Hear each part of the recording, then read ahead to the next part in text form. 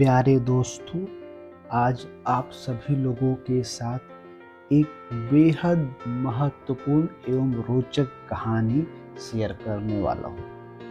हम सभी जानते हैं कि आज का जीवन चाहे किसी भी व्यक्ति के लिए हो, किसी भी पद को धारण करता हो, चाहे उसकी आर्थिक स्थिति चाहे कैसी भी हो, अमीर हो या गरीब हो, किसी भी क्षेत्र में निवास करता हो, सभी के लिए आज का जीवन संघर्ष से भरा हुआ है।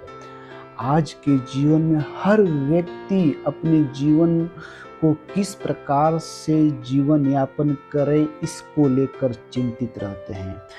इसी संदर्भ में आज आप सभी के साथ जीवन जीने की कला के बारे में बताऊंगा।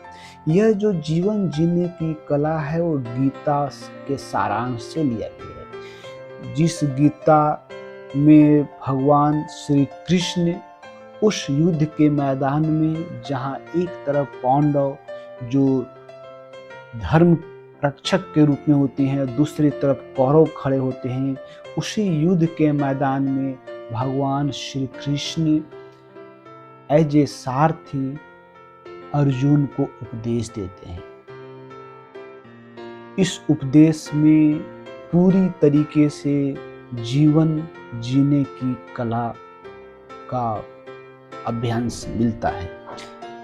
इसी से हम लोग सीखेंगे और कैसे इस कला को अपने जीवन में उतार कर अपने जीवन की दशा एवं दुशा को सुधार सकते हैं। आइए हम इस कहानी को सुने। जीवन जीने की कला गीता के अनुसार एक बहुत ही महत्वपूर्ण विषय है जो जीवन के विभिन्न पहलुओं को समझने और उन्हें सही ढंग से जीने के तरीकों पर जोर देता है।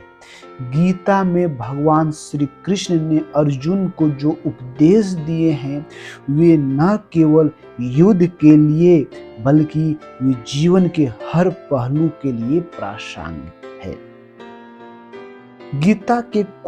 गीता में प्रमुख जो विचार दिए गए हैं इस संदर्भ में उसका हम लोग समझते हैं। भगवान श्री कृष्ण ने फर्स्ट संदेश जो अर्जुन को दिए हैं वो कर्म योग बोले हैं। गीता में कहा गया है कि व्यक्ति को कर्म करते रहना चाहिए बिना उसके फल की चिंता किए। यह कर्मणाधिकारास्ते मां फलेषु कदाचन श्लोक में स्पष्ट रूप से वर्णित है। मतलब कर्म करना हमारे हाथ में है, लेकिन उसका फल हमारे हाथ में नहीं है। इसीलिए फल की चिंता छोड़कर अपने कर्तव्य का पालन करना चाहिए। आज जस्ट इसका उल्टा होता है। पहले हम फल की चिंता करते हैं, उसके बाद कर्म कैसे किया जाए इसके बारे में सोचते हैं। लेकिन होना हमेशा चाहिए कर्म करो, फल खुद ब खुद आ जाएगा। दूसरा प्रमुख संदेश है संतुलन एवं समता। इसमें भगवान श्री कृष्ण ने अर्जुन से कहे हैं जीवन में सुख दुख, लाभ हानि, जय पराजय आदि के बीच संतुलन बनाए रखना आवश्यक है। गीता में कहा गया है कि हमें हमेशा समता समानता की भावना को बनाए रखना चाहिए। यह जीवन में मानसिक शांति और संतुलन बनाए रखने में मदद करता है। गीता में तीसरा इंपॉर्टेंट बात कहा गया है स्वधर्म एवं स्वाभाविकता। गीता में यह भी कहा बताया गया है कि हमें अपने स्वधर्म का पालन करना चाहिए, यानी अपने प्राकृतिक गुणों और स्वभाव के अनुसार कर्म करना चाहिए।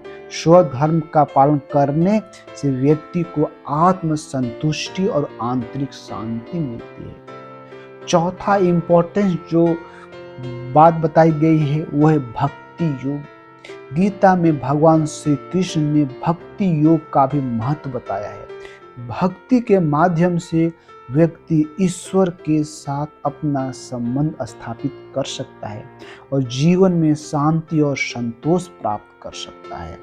और पांचवा बहुत ही इम्पोर्टेंट बात जो गीता के माध्यम से श्री कृष्ण ने न सिर्फ अर्जुन को बल्कि इस पूरी दुनिया को, ब्रह्मांड को संदेश दिए हैं, वो है निर्लिप्तता।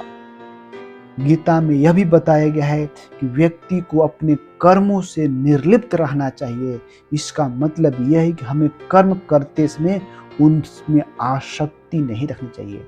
आसक्ति के बिना कर्म करना ही सही अर्थों में कर्मयोग।